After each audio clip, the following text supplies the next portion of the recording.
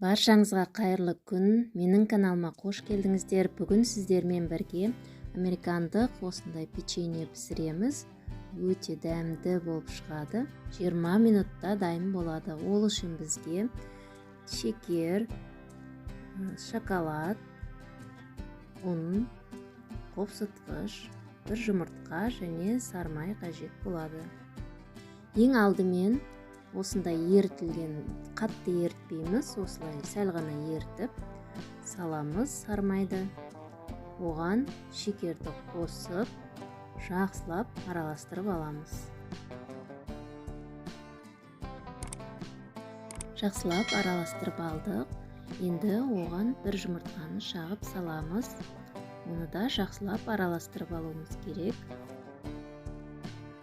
Енді ұнға бір шай қасық қопсытқыш қосамыз, ванилин қосамыз кішкене.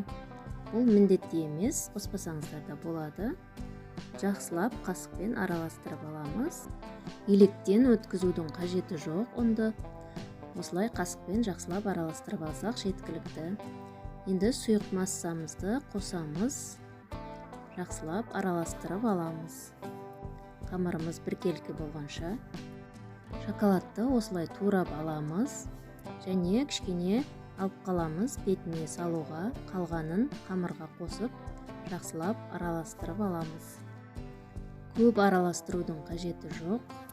Біркелкі болып араласты. Енді пештің табасына пергамент қағазын төсеп, соған домалақтап салып шығамыз.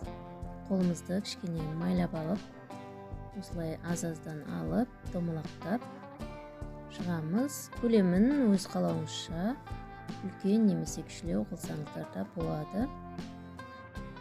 Бір-бірінен кішкене алшақтау орналастырамыз, себебі печеньеміз піскен кезде көлемі ұлғаяды. Кішкене басып шығамыз үстінен. Одан соң манағы алып қалған шоколадты осылай бетіне қойып шығамыз. Сонда печеньеміздің көрінісі әдемі болып тұрады. Одан соң алдын ала қыздырылған пеште 180 градуста 20 минут пісіріп аламыз.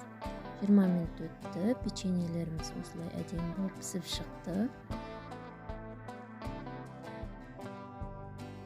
Мінекей осылай астыда өте жақсы болып пісіп шықты. Енді піскен печеньелерді басқа ыдысқа салып, қалған печеньелерімізді пісіріп аламыз.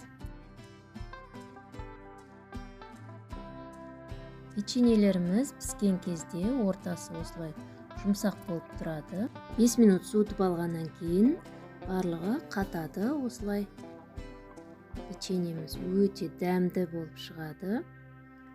Міндетті түрде жасап көріңіздер. Сіздерге ұнайтыны сөзсіз. Баршаңызға ас болсын.